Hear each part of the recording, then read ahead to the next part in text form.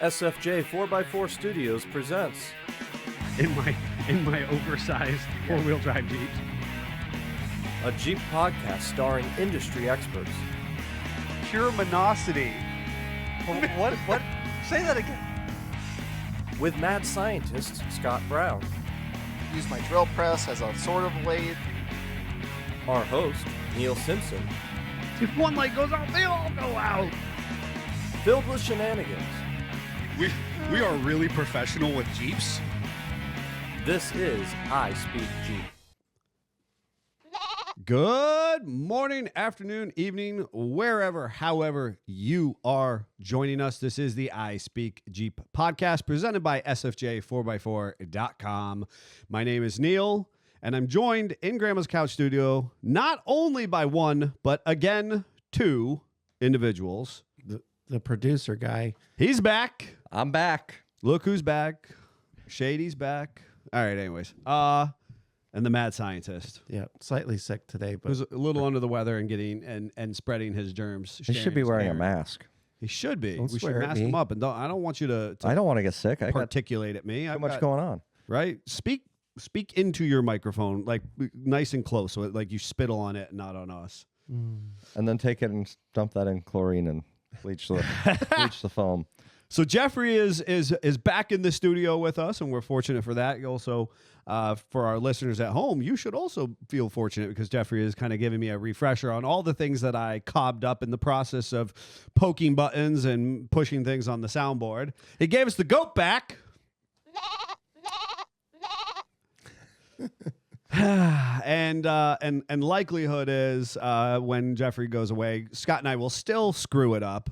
But at least we'll have just an iota of a little more information than we had before. And so, hard to tell. Inkling of hope. Yes. What's funny is all of that was on your how-to, but that's okay. we read that. We read the how-to. You Obviously attempted not. to give us. You attempted to give us a how-to. The goat was not included on there, nor was the transition. I think it was partially in Greek. we were not set up for success. Crap. Nate's right.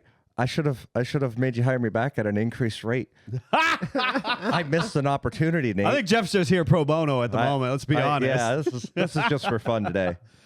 As far as Jeffrey is joining us, so we're going to touch base on a little bit of his endeavors and obviously share with our listening audience so that everybody's aware. We are going to be talking about that not all parts and processes are created equal. We got an axe to grind. I got some feelings I'm going to share with you all. Yeah.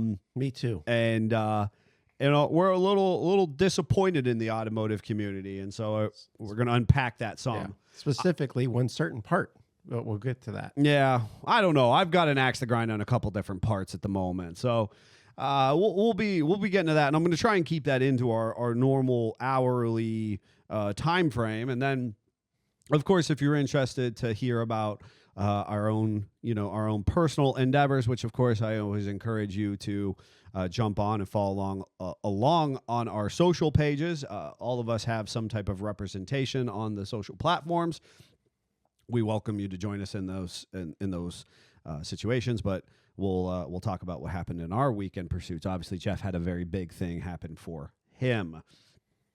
So I think that otherwise nothing else is immensely coming up. Right now we're kind of in this weird holding pattern, right as the kind of the fever pitch of the springtime teases us, and we're just about to get into the Easter Jeep safaris and just about to get into the Jeep beaches and spring breaks and some of those events. Everybody's holding their breath because there's like, is it going to be nice or not? Correct. We all know that we can't totally let our guard down. We're going to get lambasted by some type of weather system before it totally turns, but there is this feeling of spring is in the air. Well, and in the comments, we got Nate first saying, good morning. Hope you all had a productive weekend. I got the cap, rotor plugs, and wires changed on the TJ, as well as the front and rear diff fluid on the Gladiator. It was productive. That's a productive weekend. Daddy Jeep says, morning, guys. Jaga Jeeper says, good morning, SFJ. Nate said he's back in reference to me. Billy Joe said, good morning, everyone. How was your weekend? And stay tuned for that. We'll talk about that at the end of the episode. And of course, Jeannie saying, good morning. I'll never be first on here, but most of the time I'll be in the first points. Nice to see you again, Jeff, and congrats on your grand opening. Thank you, Jeannie. Yeah, so we'll get into that. And good morning to all of you in the messages. So parts and processes, and as a kind of a catalyst to this, we've experienced some product failure and some frustrations, and as a thing that oftentimes it kind of got the wheels turning for me is I tend to say this phrase. I actually started to think about like we could actually have like I should write down somewhere like all the phrases that I say over and over again. The good, the bad, and the ugly. Which you is can write a one of book later. Right. And we should talk about Neil's mantra phrases on the podcast, ones that we love and ones that we hate. But We can't do that. sometimes you get the bear and sometimes the bear gets There you. it is. So, but it's not what we do that makes us special, but how we do it, right? And I like to think of that as our approach to what makes us uniquely us within the automotive industry. And I always used to say, any Jim Bob and Harry can, take apart a Jeep in their driveway. And that's where we started. It's not how many times you do it right or wrong. It's how you react to that wrong. Yep. Since we're just getting them all in. Yeah, we're here. getting them all in. You're just going to shove them all in there, aren't Wow. you? Well, Wow. recently... You know what? If you're going to take the whole Jeep apart, it's like an elephant. You got to take it in small bites. Absolutely. And the Jeep will tell you what it wants. Oh, well, that's you. I gotta get in I somehow. can spread the love around. Oh, my God. Okay. But what we're finding is other companies Don't feel the same don't way. feel the same way and sort of pass the buck along and stick us with it. And because the buck stops here, another one of it. Wow.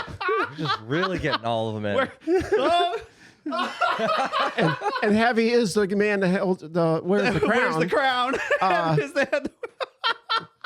We have a perception of these companies that should be better than they are, and perception's reality. Okay. I didn't mean for us to actually do this thing. I think I'm actually red.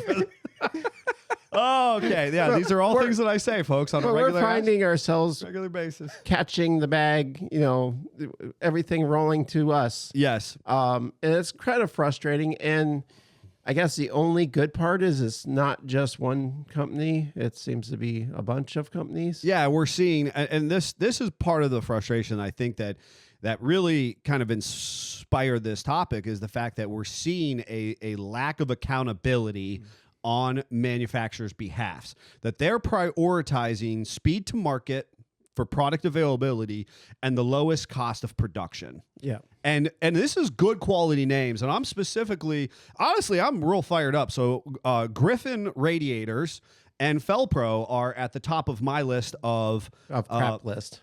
Of my crap list. And I'm going to give, as an explanation, I'm also going to throw out AutoZone's bearing idler assemblies. Yeah. And that is going to be kind of a nameless pursuit because ultimately AutoZone does batch manufacturing. And they're always switching. So the box doesn't change. The name on the box doesn't change, but the part inside But the does. manufacturer inside does. So sometimes you even get OE parts in their box. right, which would be fantastic if we did that. It's literally like Russian roulette. You don't know what you're going to get. But one specifically, and it seems to be cooling packages just seem to be problematic by today's modern standards. Really a pain in the tuchus. And even the OEs are not resolved to this. Correct. On my own 21 Gladiator Rubicon, I've had a smell of coolant for a long time now. And I even did a PSA about the hose coming off, and mine was. Fixed that, and I thought, cool, I found the problem. No more smell. Started smelling it again. Going, what in the world is going on? So finally, over the weekend, pulled it in and did a pressure test. The middle of the radiator is leaking. 50,000 miles. Wow. Now, it's a little sneak peek. We have another episode that will be coming up on about certain materials underneath the hood, and people like to get out their big stick and bash about, plastic and aluminum and dissimilar stuff and all that kind of stuff. It's not the plastic in this situation that's failing. It's literally the aluminum core. Right. And Griffin's was the core itself. It's core related. It's 100% core related. And we are understanding folks. We know Griffin's probably not making the core. They're probably buying the core. So it's technically their supply chain that is getting them. But instead of them being like, hey, the buck stops here. We see a problem. We're going to do something about it.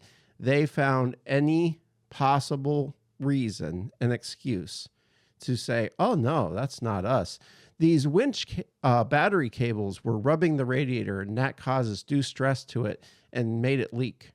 So as you can tell, we've got an axe to grind in this specific regard, and it won't exactly end with the Griffin radiator explanation. However, I can factually say that every single Griffin radiator, and now I sold a lot of them because we start our relationship with them in the teens. And as Scott was mentioning as a precursor, even his 50,000 mile JT radiator is OE production, original equipment, is problematic. JK's in the earliest iteration, so 07 to 12, had radiator problems like crazy. There was coolant related issues. There was transmission cooler issues because there was or wasn't sufficient capacity.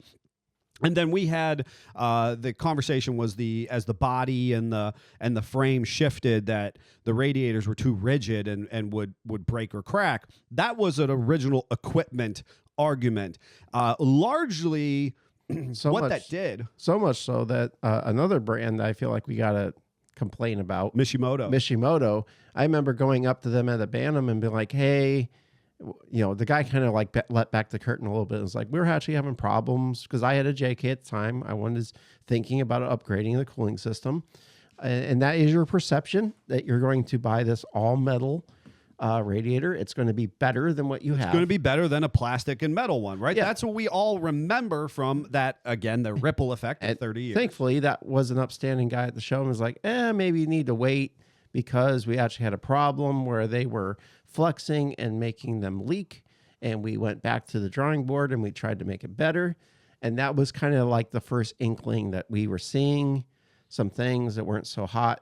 Well, and we were also seeing mass failure at the original equipment line, right? So when I bought my JK, it had 40,000 miles on it, and they had told me they just put a factory radiator in it at that point.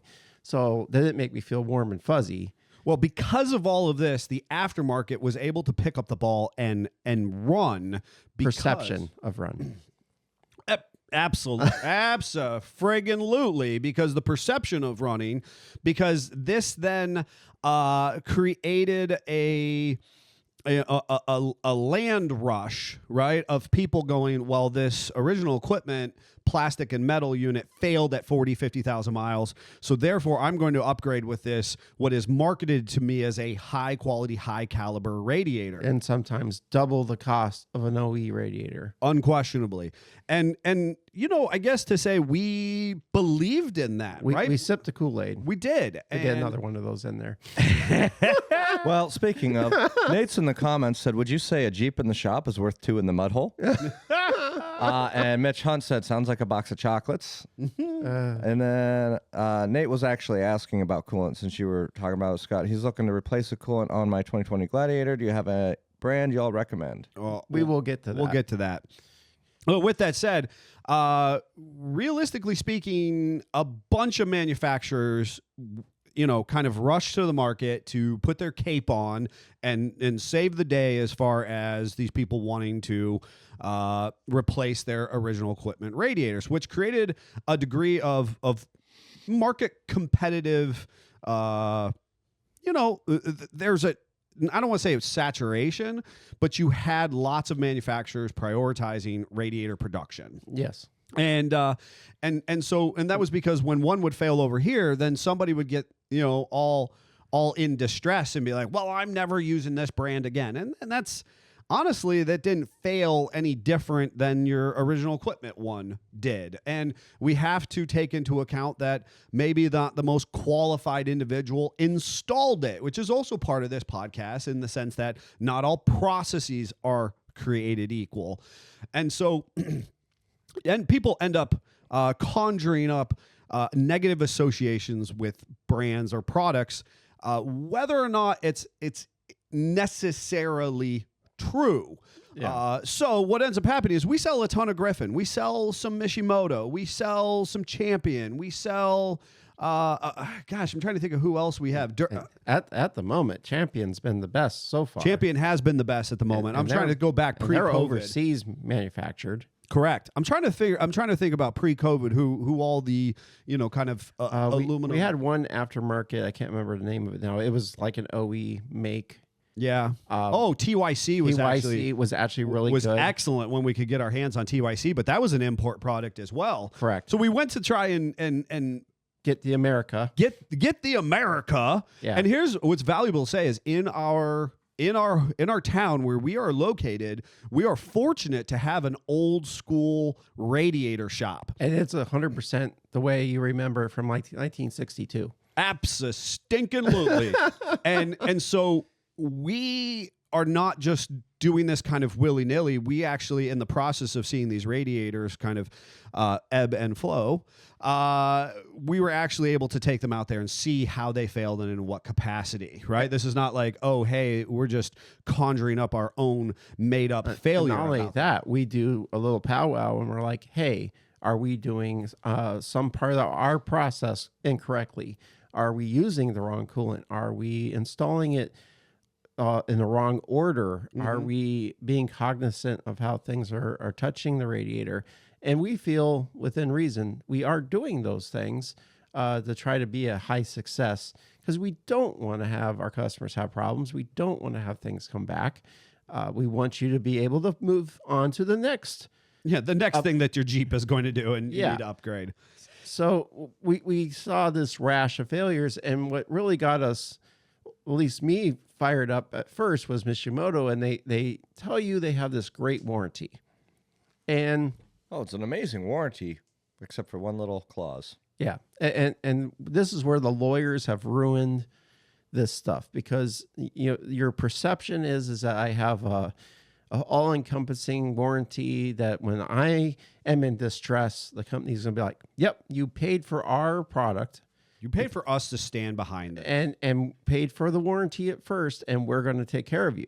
You paid for the warranty because you paid double or triple what going to AutoZone or your local Napa might cost you on a just a direct replacement product. What they don't tell you is that you have to send it back. They have to inspect it. They have to do an analysis of why it failed. And then once all that is done, then they weigh on what has happened and deem it, is it your fault? Is it the radiator's fault? Well, in this situation, they've made it pretty much, if their whim is that moment that like, hey, we really don't want to take this one on the chin, they don't have to. Yep. Not to mention that you got to pay for that service. Yeah, you have to pay to ship it out. Your Jeep is radiatorless while you're you paying wait. shipping there and back. And you're not driving the vehicle the entirety of the time that it takes them to do this process. Mm-hmm. Griffin isn't much different. They also want to get the radiator back. They want to look at it, which I can appreciate. But when they come back and they're like, well, there's a rub spot down here. We don't know what that is. And it looks like it was flexed. It's a Jeep that we off-road with. Of course, the Jeep was flexed. Mm-hmm. Like, then you maybe need to do a different.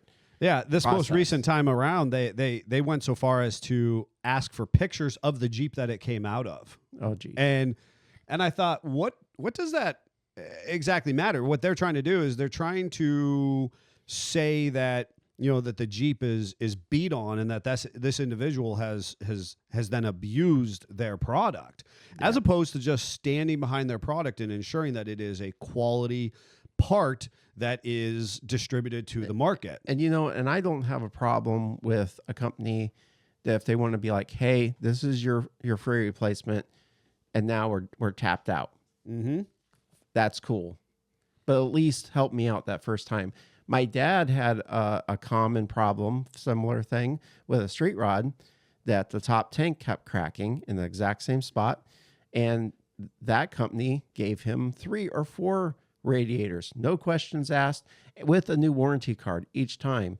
Finally, they were like, "Hey, we It's not us, it's you. yeah, we got to break up. I'm sorry." Right. But at least they attempted to do something about it. We're not even getting that. We're living in a society where we have this conversation of lip service. Yes. Everybody, I did a consultation with some Jeep enthusiasts over the weekend, and they get to this point in the conversation and they say, "Well, tell us about your warranty." And I got to be honest, I have to admit out to our listeners and followers, I struggle with this a bit, because what do you want me to do? I can tell you that I've got you, right? Yeah. That's really what you're asking, is say, I'm coming to you and as a transactional process, I'm going to pay you for service, which you're going to provide me, and then you're going to have a relative guarantee of your workmanship. Mm-hmm. And then the parts that have been chosen in this process, right? That was the original kind of United States of America handshake experience, gentleman's right? agreement. And this idea that we have been, kind of boiled down into this highly litigious and this, hey, it needs to be marked out, right? And so eventually, back in the day when you and I were selling transfer cases out to the country, and I self-admit to a lot of people that the transfer cases were very well done. Okay. You and I were doing a great job. Okay. Yep. Now, the two things that we were doing that inhibited the sales, and I'm sharing this with you folks at home,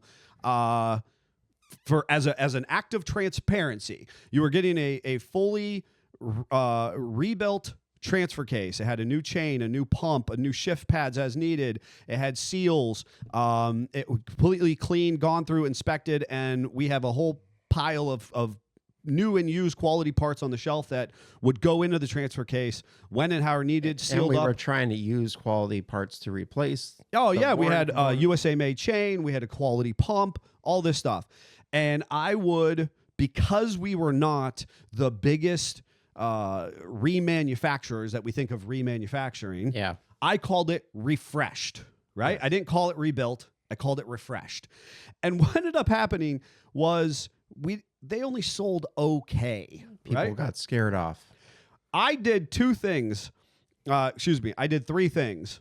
One, I changed the title to remanufactured. Yep. I wrote out a warranty, and I said it's 12 months, unlimited miles, and I wrote out a little warranty piece. Yep. And I increased the price by about $100. Yep. And we did nothing different. And they sold better.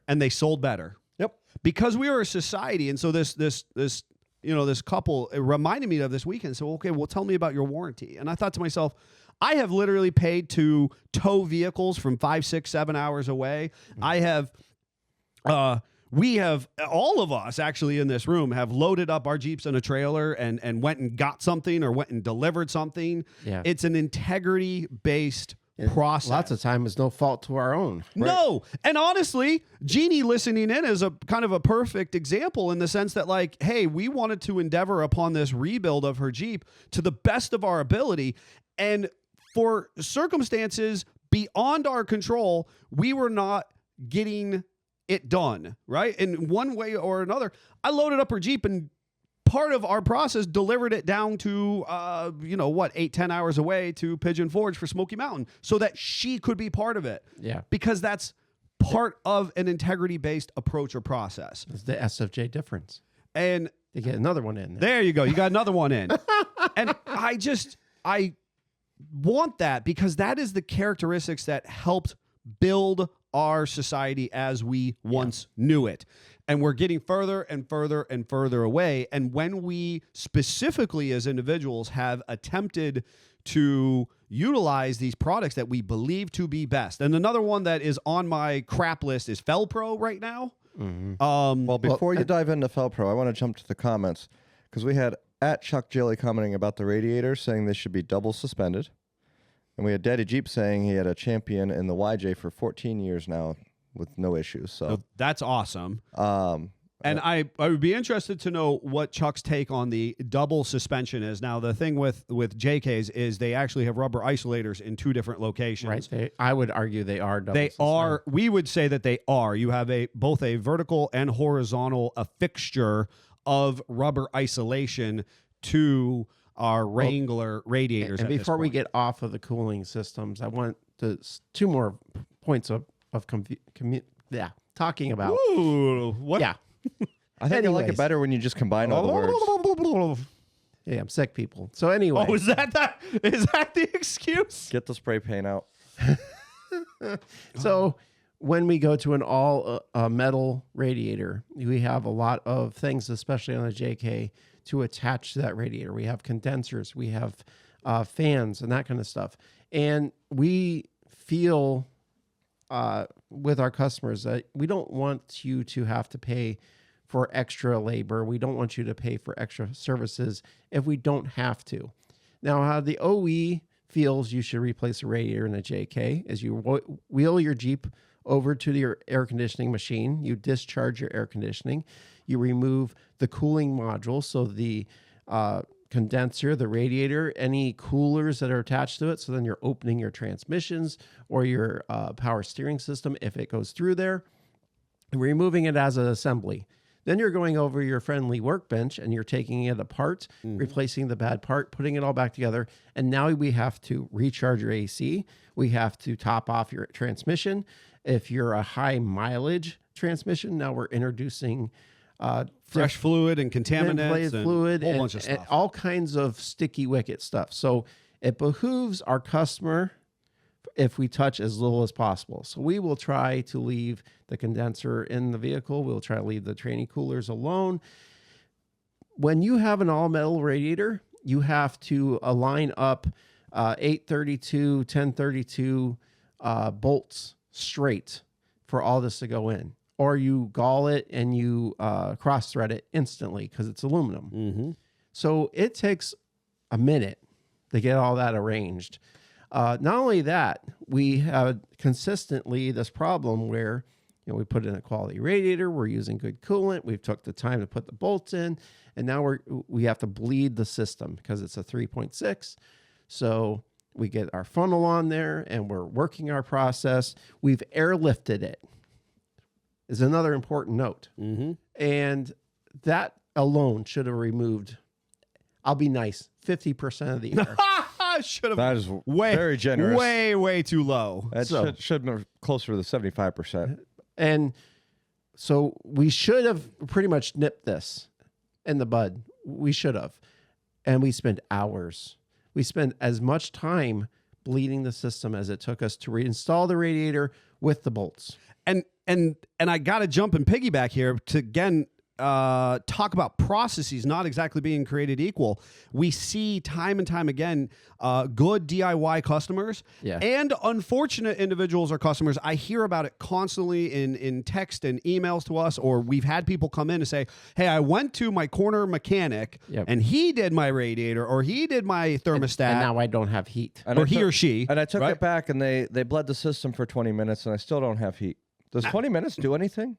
Right. None of that is that is a bad process. So we were looking at, again, us, and we're going, what did we do wrong? How can we reflect upon reflect upon this? It just seems to be this case.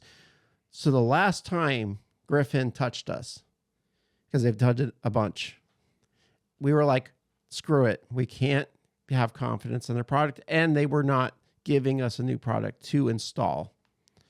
So we had to go to, we're kind of desperate at that point. We're like, fine, we're just going to put an AutoZone radiator in it. It's reasonably priced. It's available. If it was a fail, they actually stand behind it. It's AutoZone in an import radiator. Yeah. It bled, snap your fingers. It was done. Yes. So that tells me that, again, we're on a, this is foreshadowing. There's a reason why the OEs are using materials that they are, the shapes that they are. I want to reference like Gale Banks talking about the shapes of covers on the rear ends. They're that way for a reason. Us as enthusiasts and aftermarket engineers do not understand the level engineering into these vehicles, and they go willy-nilly into and be like, well, it's plastic, I don't like that, so I'm going to do all metal.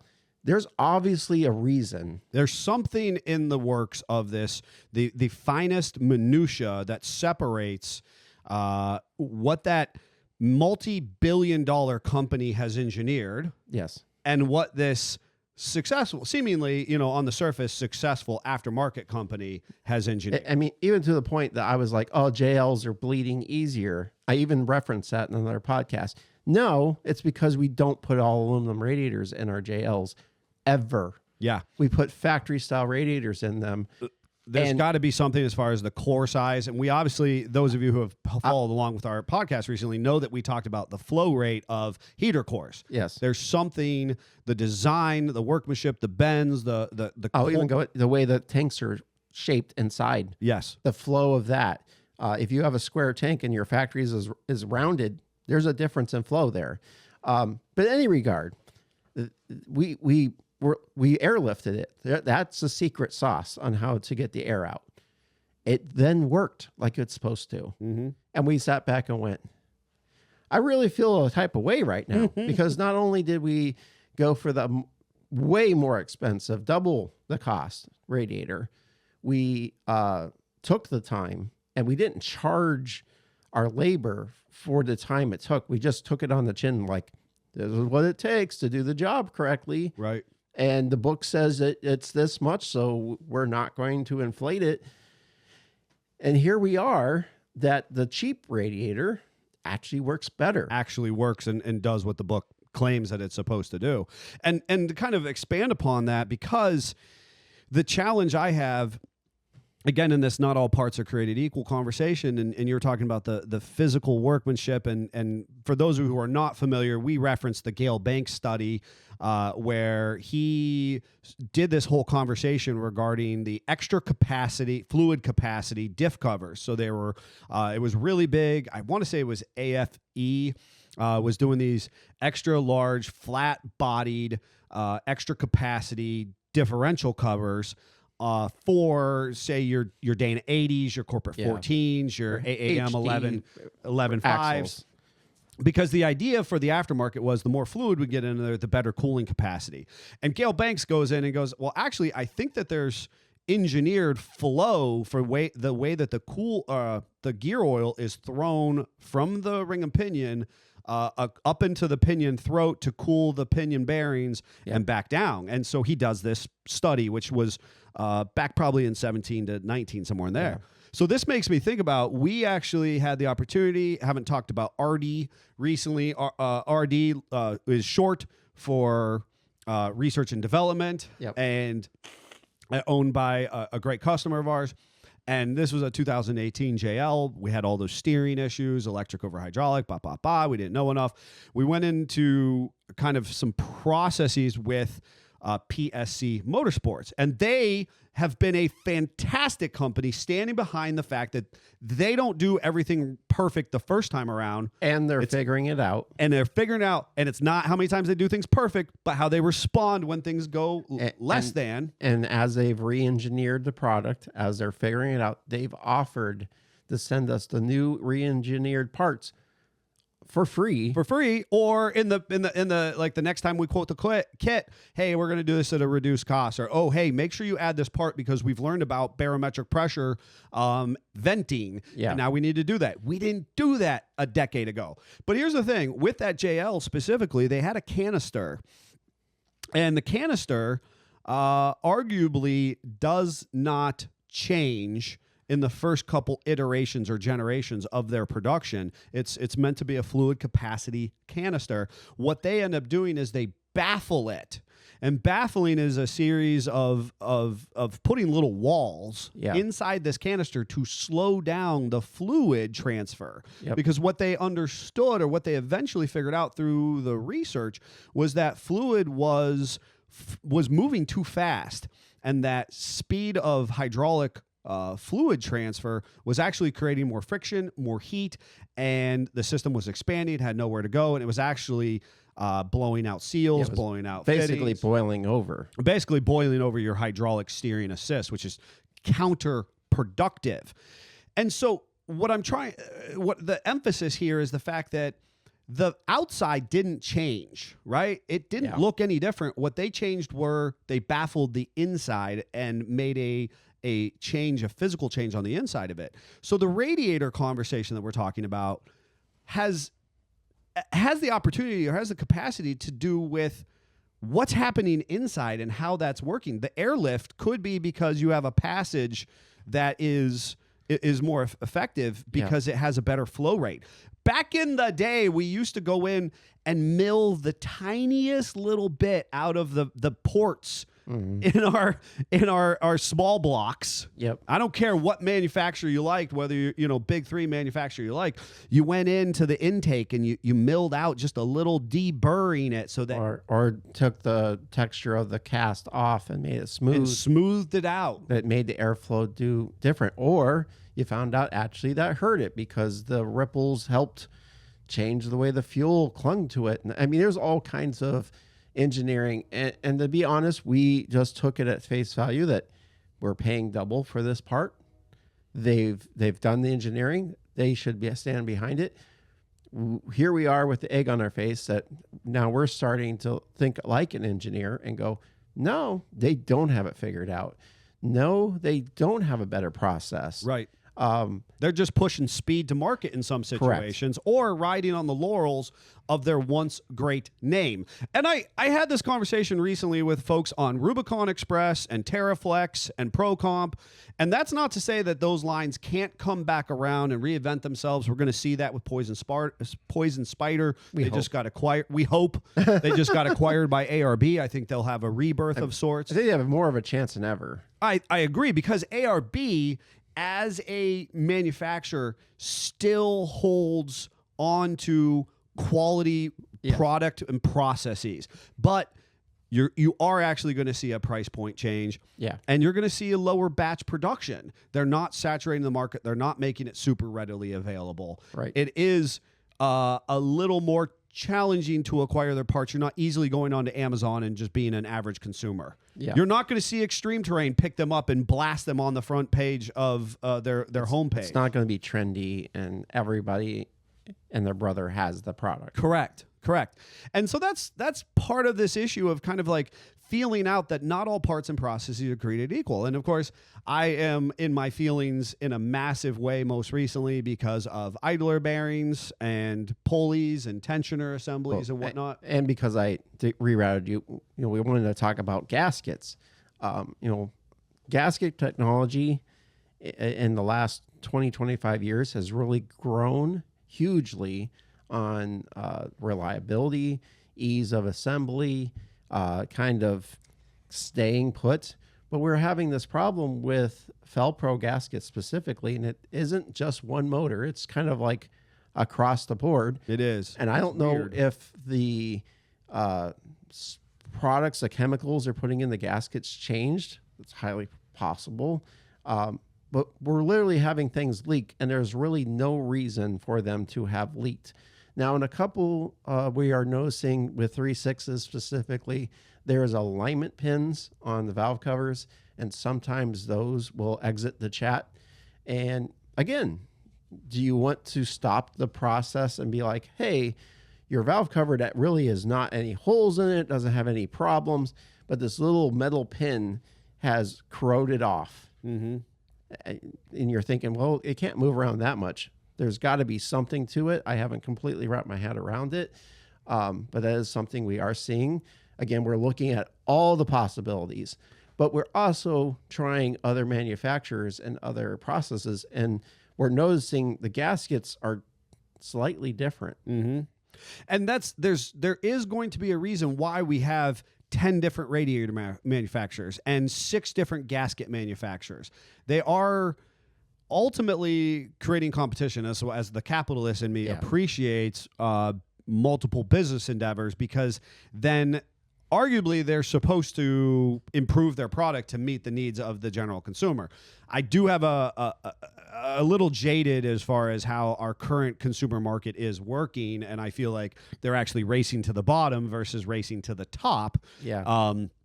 And that a lot of our manufacturers are just who can make the the least crappy product versus who can make the best product, and that's I'm a little bothersome. I think COVID really did break the system and the industry, because it became less important about how good your product was more important of how available was the product. could I consume your product. And you know what I really hate, and while we were just lambasting all of my mantras, I'm going to go back to something you said, Yep. and it was a quiet March of 2020, and we sat Death March in the dark right at the end of the day as they started to talk about businesses shutting down and best possible practices of whatever they called essential versus unessential and blah, blah, blah. And you said, and it's burnt into my brain, this very, very vivid memory. And you said, well, what happens? I mean, right now we've got part availability, but at some point in time, what happens when they say that we can't get parts anymore? Well, and the parts that we're getting aren't quality. And it is something that I honestly did not think about, I don't think you knew how impactful 30 your years ago. You just assumed that you're going to go to the store and there's going to be milk, and you're going to go to the shelf and there's going to be bread, and there's toilet paper over there, and I'm going to go to the other store and get my gaskets from my vehicle, and they're going to be good and they're going to be in stock. And COVID really showed us that all the little cogs got to move in order for it to work. And we had a lot of people, like, we were trying to make ourselves feel better and be like, well, we're mechanics, we're essential. And I'm like, yes, we are. But is the truck driver that's moving the part and the delivery person that delivers it to us, are they essential? And does the person that gets sick on the assembly line for the product, is he doing a good job? And I was more right than I even realized. Yeah. And we have never recovered. As an industry, we've not recovered. And I would argue as a society, our perspective shifted. Yeah. The availability and the ability to consume in the least encumbered way possible. Can I sit in my underwear at 2 a.m. and order something that's cheap, and I want a bunch of it off the internet?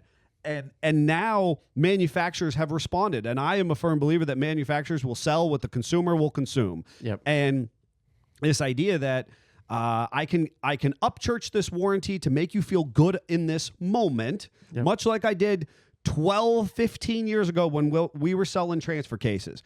Our process didn't change, and I would argue it actually only got better, but realistically, we sold better, because I just presented it differently, and I think that that's what these manufacturers are doing. They cheapen their product. Absolutely. And they presented it in such a way that made us go, hey, yeah, I can consume this. Well, when you do have the race to the bottom, you have to cut the cost somewhere. And if you can't cut the cost in your delivery, you can't cut it in your biggest expense, your manpower, then you have to cut your material that you're making it out of. You're going to look at different chemical processes with like gaskets and that kind of stuff. Can I cheapen up and go to this slightly different variant? Am I going to slightly change the packaging? All this kind of stuff. They're going to look at all the minutia, and somehow you're getting slightly worse of a product because of it. Mm-hmm. Which is, the last thing, and to say, I remember having a conversation specifically with Yukon Gear, and having a conversation with them back in the 15 to 17 range, where they were prioritizing quality packaging. They wanted you to see that their components were oiled, they weren't going to be rusty, that they were secure, that they were bagged and boxed, and that it was a pleasing, retail-friendly package, so that as people got it, they were excited about it of sorts. And here's the thing. Spicer has never given a crap. They send it to you in basically oil paper or wax paper in a cardboard box. And to say that their product isn't getting damaged, I can appreciate their Spicer Spartan approach, but I do have to say I miss that hey, I'm going to give you a quality package, quality product packaged well. JKS Manufacturing, one of my favorite. Jeffrey started with us with JKS. Yep. It came in a nice cut foam package, nice retail, good quality Beautiful stuff. packaging. And they still do that, obviously. Yeah. You know what I mean? But like that, but JKS isn't trying to. Even they watered it down some, though, because now isn't it coming in the white packaging instead of the fancier? We used to have like the cool box with the JKS logo and the yellow triangle across it. It was pretty good looking packaging. It was very retail friendly. Yeah, it had a nice handle where you could carry it like a suitcase. Now it's all white box. Yeah. And that is what you're talking about, is we have to cut those corners somewhere because the market and the consumer experience has changed. And in some expectation. capacity.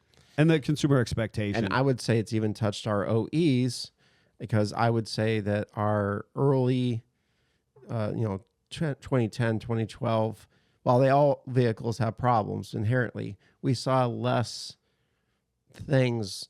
It took a longer time. You had to have the vehicle 5 to 8 years for things to start to fail. Case in point, Greg drives a minivan, and his is a 12 with 200,000 miles on it. Now, it is a Toyota. However you feel about that, I'm a little insulted, but it's got the original radiator in it. Mm-hmm.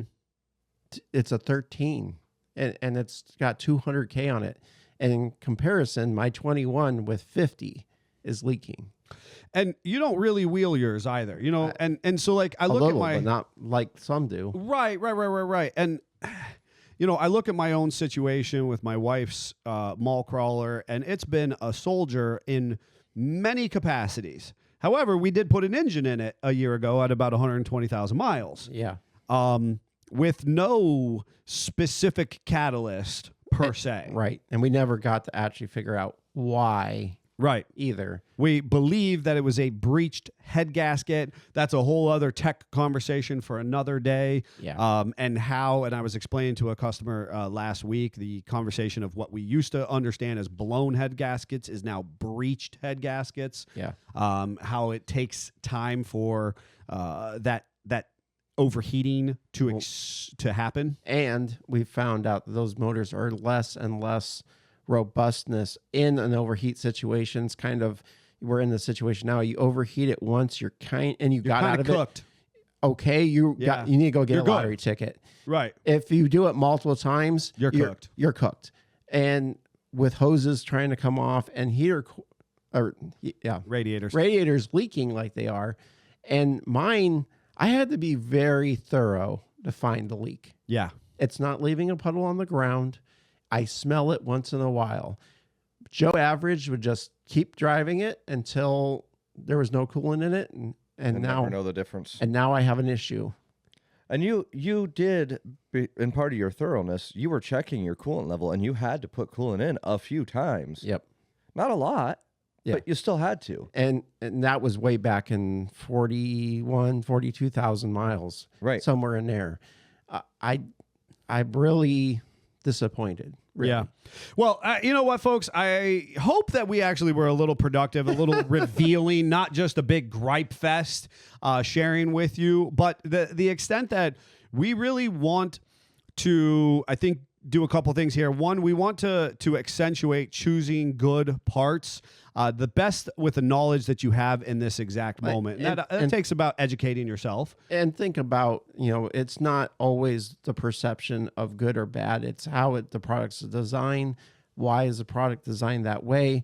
Again, OEs spend a lot of money on this design for a reason, and no aftermarket company can ever invest the same R&D they do into a product. But that doesn't mean that the OE part is always perfect either. Correct. We've had batch failures of the OE products as well. But just like Neil brought up about the PSC, we have seen the OEs supersede part numbers and re-engineer things, and that is partially why we use factory parts wlet's. I'm going to tease for the upcoming conversation. We only use OE oil coolers, and yes, we use plastic and aluminum. We are not fanboys of the all aluminum oil coolers, and we will tell you why that is in the future in an upcoming episode. Now, I'll have to make sure I'm on that episode. Obviously, I got some words to I say want on to that. make sure that we transfer to our weekend update, and obviously Jeffrey can speak at length about his pursuits. I did, as far as some of the comments were concerned, I am going to kind of address one in particular, but I do want to, make sure I remind folks who are listening in their ear holes at a later date that we encourage you to come and join us live in the comments. We're not going to read every single one, but we do want to do our best to kind of say hello. Obviously, get in there. You can share. Other people will read. I think it's really fun that there's people in those comments who have never met each other and yet consider each other, Jeep friends. Speaking of comments, we got to talk about Nathan's coolant question. 2 seconds. Yeah. So there is a bunch of evidence, specifically with diesels or ones that are seeing this, that the pH of the factory coolant is getting out of whack, which is therefore causing some corrosion internally. So they're literally are saying with the diesel Gladiators specifically that you should be changing your coolant every year, which is mind-numbing for how expensive factory coolant is. Because of that, we're going to do a little powwow. Every Tuesday, we literally have a powwow and talk, and I was literally going to bring that up this Tuesday meeting. And I am going to be personally looking into that since I'm going to be putting a radiator in my truck. Yay! So The best typically process. speaking, and I pull no punches, universal coolant has to be universal. Yep. Prestone sells a great product. Honestly, AutoZone has a universal coolant product. The Napa is going to have a derivative of a universal. That universal coolant product is our first and foremost recommendation. Don't get distracted by kind of the elaborate marketing from in other things. Now, with that said, the universal coolant does have a shorter lifespan than other products. Right. And so therefore you have to be more conscientious about the consumption and use of it. I personally, to this point, have been a big fan with our JLs. I like to use Mopar coolant.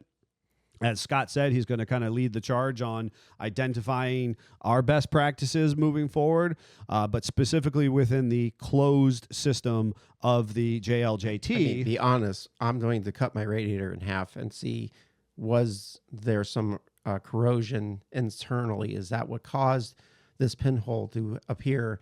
And if that is the case, then my confidence in the Mopar coolant has been shaken, because the way I understand it is supposed to be 100,000 mile plus coolant. Well, if it's taking out a radiator in 50,000 miles, then therefore it is not. Then we've got a problem. And if you're changing it every year for a pH imbalance, then the effect or the benefit of having it be 100,000 mile coolant is gone. Especially because it's so stinking expensive by comparison. Correct. Now, to close out the episode, just because you didn't do any accents today, you got to read Nate's final comment here. Oh, geez.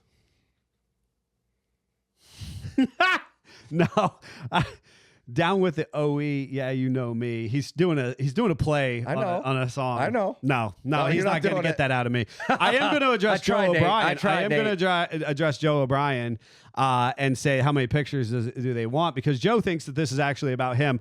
Honestly, Joe, I'm actually not even fired up at your Jeep. This is actually all about yet another warranty situation where we have a customer who's on their third radiator. That's the last time around. We actually warranted the Griffin twice in theirs, to no disservice of this customer. Their Jeep is not beaten and abused, just a lot of road miles.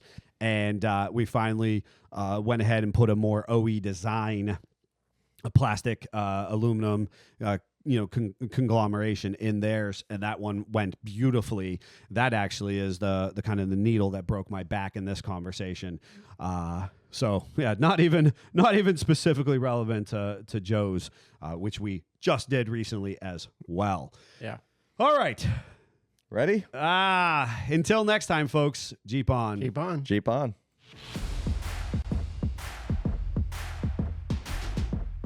So we're going to make Jeff go first or last?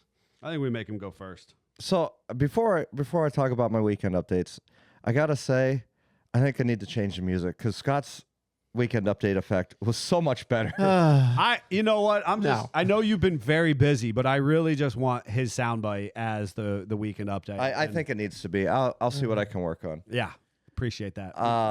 So if I'm gonna go first, then I will first talk about the fact that Voodoo Brewing had closed a corporate location in Erie, Pennsylvania, and I went on this confidentiality mission to acquire that. Well, first, I think it's important that you were worried, since your nonprofit is so much about the music scene, specifically in Erie, but also helping cultivate music and getting people instruments in their hands, that Voodoo Brewing was where your event was taking place. Yeah. And you were hearing in the music community how devastated they were that this venue was going away. Yeah. And they didn't know where they were going to go. Right. So it's a large piece of the music community in downtown Erie, Pennsylvania. They had the patio concert series all summer every year, which is an awesome outdoor experience. You just anywhere downtown you can hear that. yeah. So it has always been free to the public. It's just a fun atmosphere. That brings in a lot of different local musicians. That gives them a lot of opportunity to showcase their own skills. So we got to talking as a family and decided to make a call. We made a call. We got into that confidentiality period where I couldn't say anything to anybody about what was happening. But then, it was about a month ago now, we signed the official deal. Maybe not even a month ago. Not even a month ago. I think. Not even a month ago. It might just been about a month. And so we got into the space and we were just rocking out. We stripped all of the fixtures out of the way, all the equipment, moved it all out of the way, did a full, massive, deep clean of the entire facility. We went through and we refinished all of the tables because there was complaints that the tables were sticky from the other finish. If you go on social media, there's tons of people commenting on that. And I'm going to take a sidebar here. It's just from the finish. It's, again, product being used in a place that maybe it wasn't exactly the best process. Right. Yeah. I literally told Jeff, the challenge is people associate that with uncleanliness, right? Dirty. But the issue is you're actually using a water-based stain. Yeah. And- Water-based lacquer is what was used on that table. Yes. And every time you clean that, you're degrading that lacquer because it's water-based. And you're taking a layer off, and then it's got to almost solidify. So now it's tacky. It's never right? going to. It's tacky. I went to a place in Michigan, a really neat local place, and their tables were super sticky. And I knew it's not because they weren't keeping up clean. It was because whoever did the tables sucked. They used the wrong product. They used the wrong product. And they had a bad product or a bad process. So, we went through, we sanded, we planed, we flipped boards over, whatever we had to do, and then we actually burned all of the tables with a torch. That's kind of your it's calling kind of card. thing. Jeff's ammo. It is. I like fire. This is a calling card. So, anyways, then we put a oil-based polyurethane on it. So now we can wipe the tables down without it degrading the finish. Sure. Now, over time, just like a hardwood floor, we will have to recoat it, but that's not going to be that sticky table feel. Yeah. The small little detail stuff. Right. Then you had, we did all of this. We spent a week of training with the Voodoo franchise group. They actually came in to help us train all new staff on the ways of the kitchen, the ways of behind the bar, how to pour the beer properly, what the different types of beers are, things like that. It was a really cool experience. We got a whole new team of people involved in. But we're the first store for Voodoo, or first brewery for Voodoo, to ever reopen as a franchise. They have either always been a corporate owned or a franchise owned. They've never done a conversion. That's transition process. So this was a unique process even for them. We had a lot of fun learning throughout that. But we also got to help develop the menu. So what I heard is that Jeff transitioned. Yeah, of course you went there. Of course you went there. So those that don't know, the press did me dirty. The press is so good on this. Jeff transitioned. You can't see it, but there's the photo, the contentious photo. The contentious So photo. what they did is on Facebook, they posted a headline that says 50th women-owned business, and then put my picture right there. And To I'm which- like, I'm just looking at it going, oh no. To which and the within comments- minutes of it going live, the comments were fire. Just I mean, they were hilarious. and Jeff doesn't know this, but internally, because it's what we do, I knew. I knew. Jeff- I didn't know what you Davey were saying, but Davey went ahead and used yeah, he made me his- look like the Joker. he used his skill set to make you like the most unattractive woman. And It was pretty funny. I did photo. defend Jeff. I said if he was a transition, Kristen would not have let him out of the house with makeup that bad.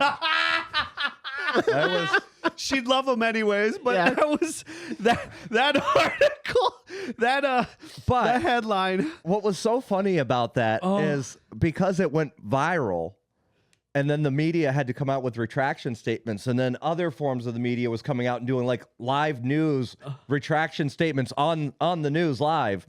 We got so much more publicity. Any press is good press. And I was like, all right, I'm going to take it because Yep. it was hilarious. Obviously, it was a misprint. I mean, there was people in the comments even saying, hey, obviously, read the article. That's not how this was meant to The look. problem is you actually have to read. Yeah. And Yeah. as a society, again, it goes back to that issue we have. We just want to sit in our underwear and make comments from, behind the keyboard. And people read the titles and saw the picture of Jeff. Oh, it was wild.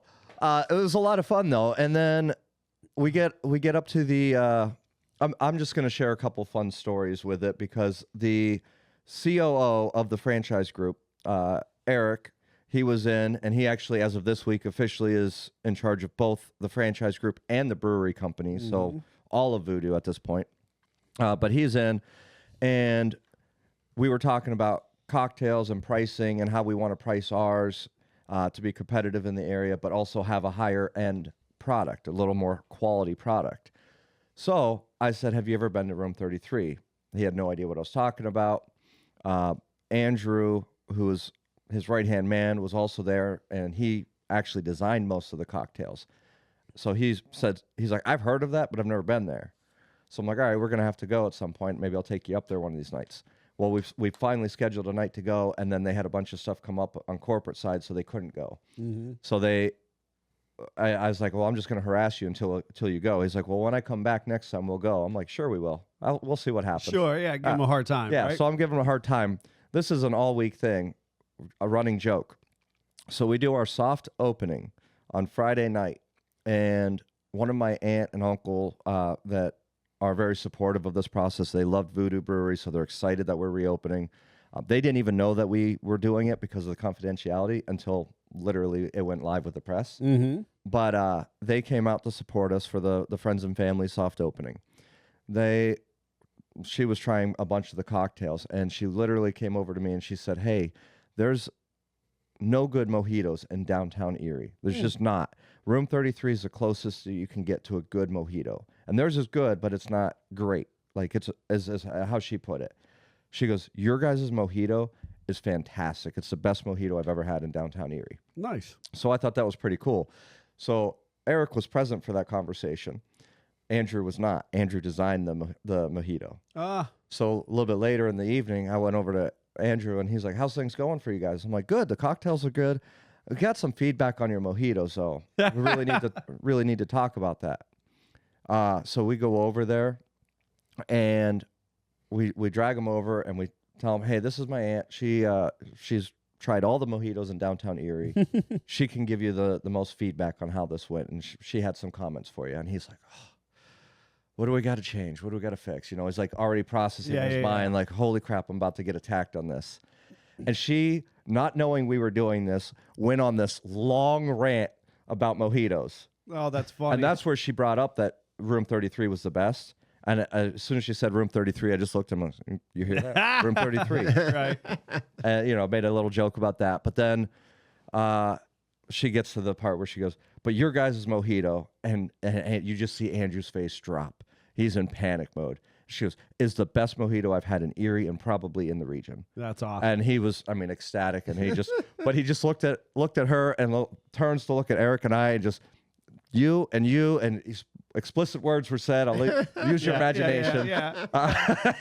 We set him up so good with that. But then Saturday during the grand opening, we actually had a moment where we could sneak out, and we snuck up to room 33. And so we actually, you know, I know the owners up there. We talked a little bit, and then I had them each try a couple drinks. We tried all the apps and everything. Had a fun little time there. And that, I mean, Andrew even concurred that their mojito is pretty good. So in the end, but ours is still better. Right? So it was just a fun thing, fun experience. I learned a lot, and I have a lot more to learn. I think the biggest thing I learned is I don't know anything about this industry. We kind of called we all knew that. Call us surprise. We all knew that, but in a good way. Sure. You know, I've been a customer of Voodoo for years, so I knew what things needed to be addressed from a customer standpoint, and we addressed those. We changed up the model. It's no longer you have to go grab your food out of the window. You don't have to go throw your dishes in the bus pan. We take care of all that for you now. You know, I think that as much as I have my, you know, kind of public reservations for anyone to jump into a pursuit that they have no immediate experience in, right? So that's kind of big talk for the fact that you, as a teenager in early 20s, you were in the restaurant industry for, you know, 6 or so years. But that was not even. That's not even too much credit. Oh, okay. I thought it was something like you were in. Anyway, it doesn't Probably matter. 4 years. Oh, 4. Okay, I knew it was somewhere in there, but that was 20 some years ago, right? Yep. Industry changes. Yep. And so, as advice I've given to people who want to like have some type of kind of pursuit of their own is like go work for somebody else, get your feet wet, understand the industry. Yeah, don't do what I did. So and what I did, right? I did that with SFJ. 2 peas in the pot over there. Yeah, no doubt. You can be successful when you don't know the industry, but it takes a lot more. It takes so much more. And the advantage, what I think then translates well, is you bring that customer experience to the ownership level to go, as Scott will often say, we were on that side of the counter. We were on that other side. As you're experiencing going, hey, I didn't like going up to the window to order like a cafeteria. I didn't like the sticky tables or the fact that I had to shim them from rocking around myself. And so I'm going to be cognizant of that customer-based experience more so than somebody who's in the industry who's just a franchise group looking to make $1. Yes. You know? And there is an advantage, but like you just said, prepare to invest so much more energy than if you are already maybe. Well, yeah, because now you have to relearn everything. Yes. You're not just learning a little bit of a change in process. You're relearning everything. Yeah. But what was really fun is that we created the menu with the franchise guys, and we tested it during that training, and we refined it during that training, and we kept changing things. Literally, our pizza, we didn't make a final decision on a pizza until day of soft opening, an hour or two before we opened. Right. I had to go run some errands, and I come back in, and they're just shoving slices of pizza in my face. Try this one, try this one, try this one. Which one? And it was a fun experience to really refine that and make it really better than it's ever been there. And then to go, hey, we're going to keep refining it. And as you change ingredients and make it better, let us know, because we're rolling it out to the whole franchise. Mm-hmm. So that was really fun to be a part of that and what's actually going to roll out countrywide. That's awesome. I'm going to jump in. I'm going to cut Jeff off. If you want to know more about Jeff's thing, you're going to have to reach out to him on his social page. Follow along. Read his transition article. Jeep night at my place if you want to organize that. By all means, Joe. Let's set it up. I was going to say, I'm looking forward to Jeep night at Voodoo. I know that it'll happen in some way, shape, or form. Biggest challenge I see from a logistics standpoint is challenging parking for an automotive evening, right? Quaker Steak as a whole is probably the most notable Jeep nights, truck nights, car nights, motorcycle nights. And that's because they tend to have big parking lots. Right. We don't have a parking lot. You don't have a parking lot. Downtown venue is easily accessible. It's a spectacular location, but challenging for automotive enthusiasts. Jeff will just shut specifically. down the road. That's right. Without We'll shut asking down the road. permission. Maybe. That actually is not a bad idea. That's kind of cool. We could have a Jeep night, and we'll just get the city to shut down the road for a minute. Yeah, I know what the permit costs to do that. Yeah. I've done it before. Yeah, that's not out of the question. All right, we might be onto something here. We might be onto something. Anyways, for my weekend, we were putting the miles on the mall crawler. Wife was dutiful in her pursuits. We had an opportunity to go. Nate just hit you with shuttle service from SFJ. It's a long shuttle. That's a long shuttle. We'll take the old clapped out RV in the side yard. No, limo it. Limo. We'll have the limo and the RV. Who's going to make it first? The limo's going to be pulling the RV. That's right. The limo will be pulling. The limo will make it fine. The RV runs because it's a Both might 6 have BT. structural It's a 12 valve. integrity issues. It will have the house geez. will be shifting in the process. Anyways. Well, since I transitioned in the media, we'll just put I identify as a Jeep on the side of the RV before you do Absolutely. it. So, We can use it to block the road. oh my God. Okay. So, On to Neil's story. oh my God, we could use the RV and the limo at either ends of the road. Right. Neil Simpson shuts down Erie thoroughfare. Yeah. I'm okay with that. Oh boy. That's not No a bad bridges idea. were harmed. No. Okay. True story. All right. So, May have happened. just gracious. We put the miles on. I needed to be in 11 places this weekend, and we managed to get most of them checked off our list. One of which we did go to Jeff's grand opening on Saturday, and I have yet to give Jeff any feedback whatsoever. Yes, And live so, feedback. this But is- you know what was fun is you came at a perfect time because I had just ordered some food for myself and I was able to sit down and join you for lunch. It was awesome. That was pretty good. It really was serendipitous timing in the process. Live feedback. So folks who are listening at home well, obviously, if you're listening at a later date, it's not live. But those who are in our live, you're going to get that. So here's the thing: parking was easy because I think navigating downtown Erie is sufficient. There's ample parking. There's a parking garage in both directions, not very far away. We chose to park on the street. I love the Warner Theater area. I know that space well enough. You can see the Warner Theater from our location. Absolutely. If you're not familiar with that space, get one of the parking garages. I had no problem navigating that. Traffic was appropriate. People were in good spirits. The weather was fine. The garage doors or the sidewall doors, the street-facing doors were open. You could hear the music from the street, created a nice ambiance. It felt energetic and alive and fresh, and people were excited about that. I went in. The ordering of the food is unconventional, so prepare to be a modern day person living in the 21st century. You're going to use your phone. And that's cool. You got to shoot the QR code. If you don't know how to use QR codes, well, then you're going to need to figure it out. Or just go up to the bar and order.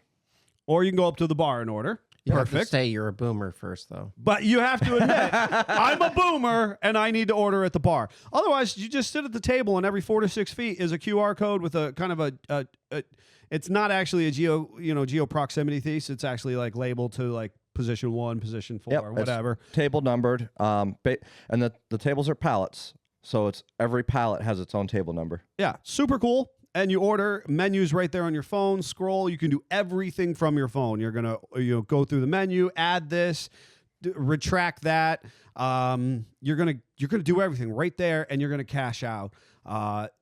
That was cool. I can hands down say the food was on point. I did not go there for dinner. I went there for apps and drinks to just try and kind of understand the atmosphere and enjoy the space. This sounds like the most trivial little icky picky thing, right? So simple, but man, the devil's in the details, folks. I had probably the best soft pretzel and dips that I've ever had in my whole entire life. Yes. I just like my wife loves soft pretzels, you know, and somebody else got a pub pretzel or like it came off the line. I think that's what I was eating. That's actually what you had ordered as Yeah. well. So you were the second person I saw the pub pretzel on, and I was like, I will get that.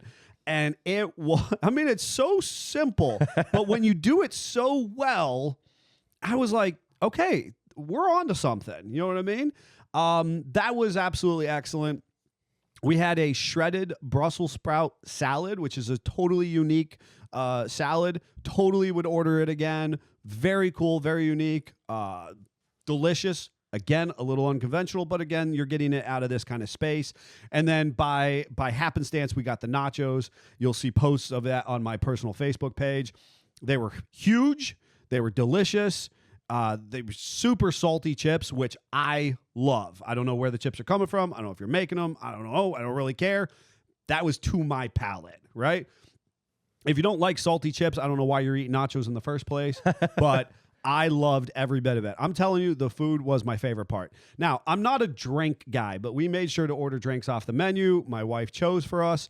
They were strong. They were flavorful. I got to be honest, we left them on the table because they were too strong for us. But that's not our scene. Yeah. Right?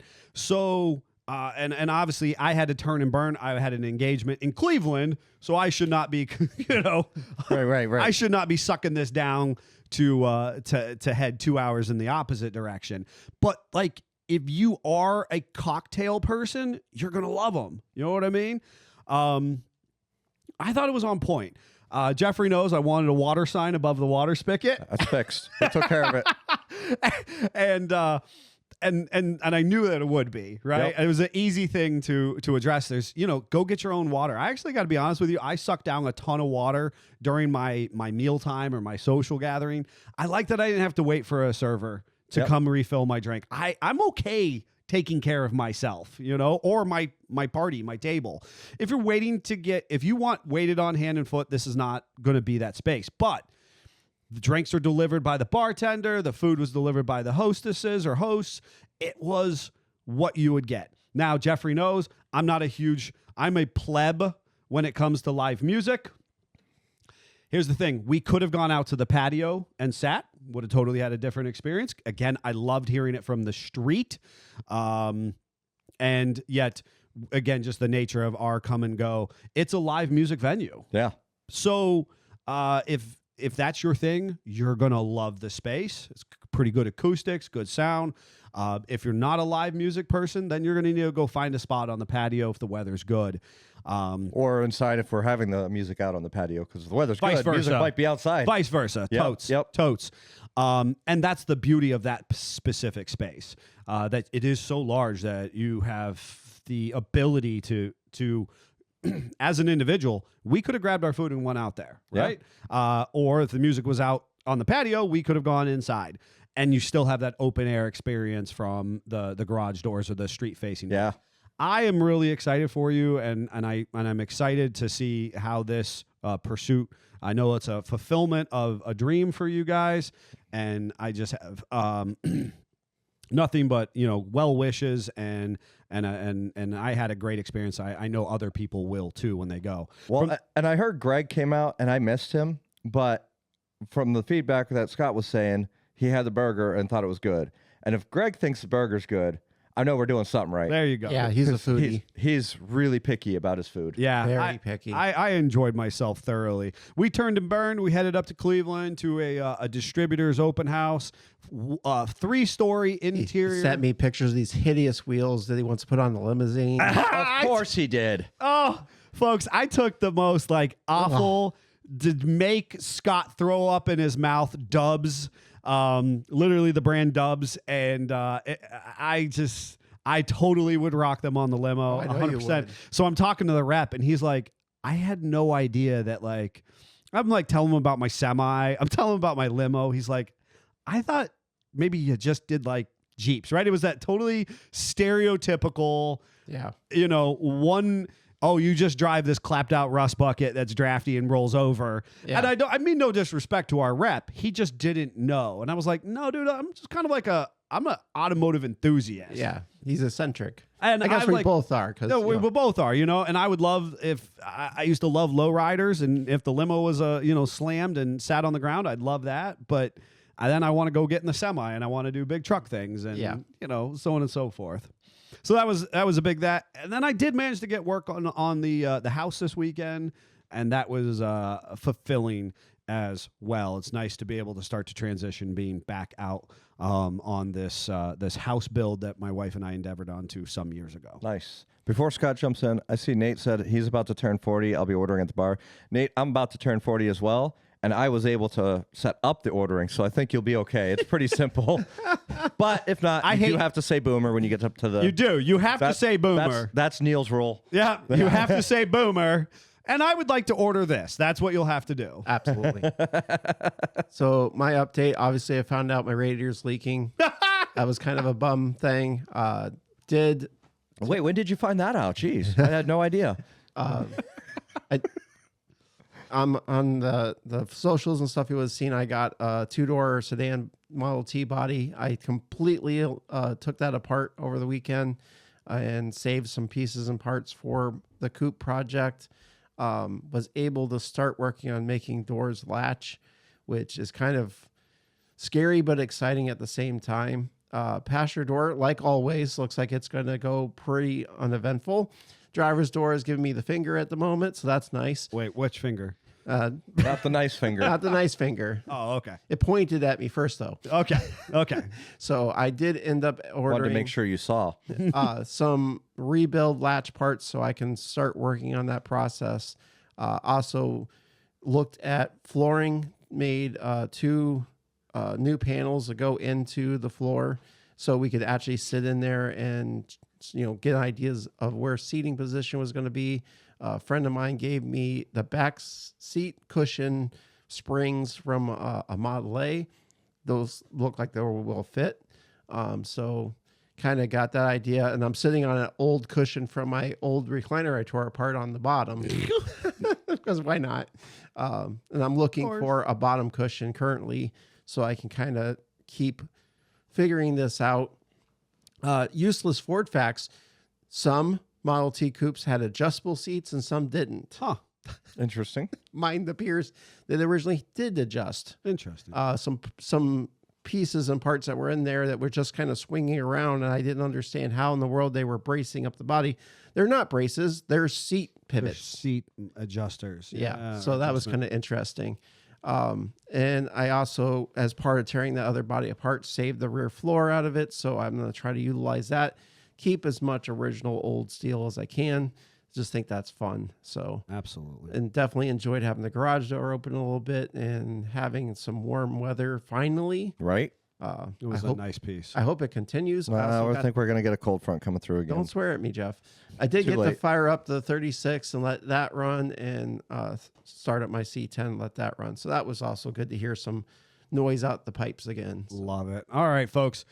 I hope you enjoyed it as much as we did. It was nice having Jeff back in the studio. What are you wearing over there? Oh, I didn't even.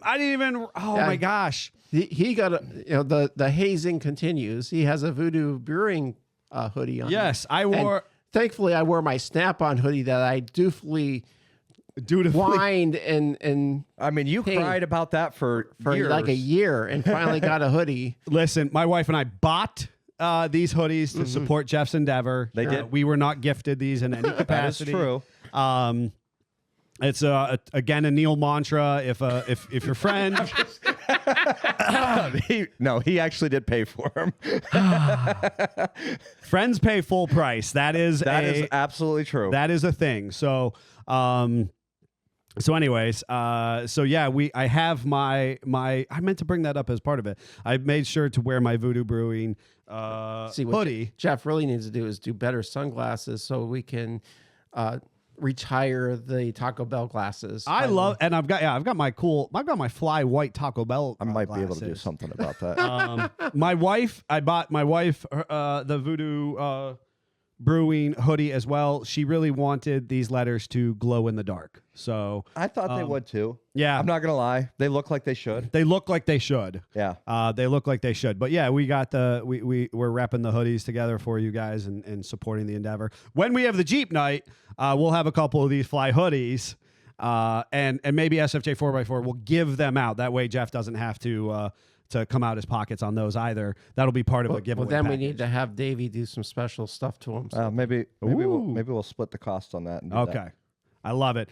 All right, folks. Well, we have to stay tuned for that one. We really enjoyed everybody hanging through. It was a longer episode, but we're so glad that you joined us. Until next time, Jeep on. Jeep on. Jeep on.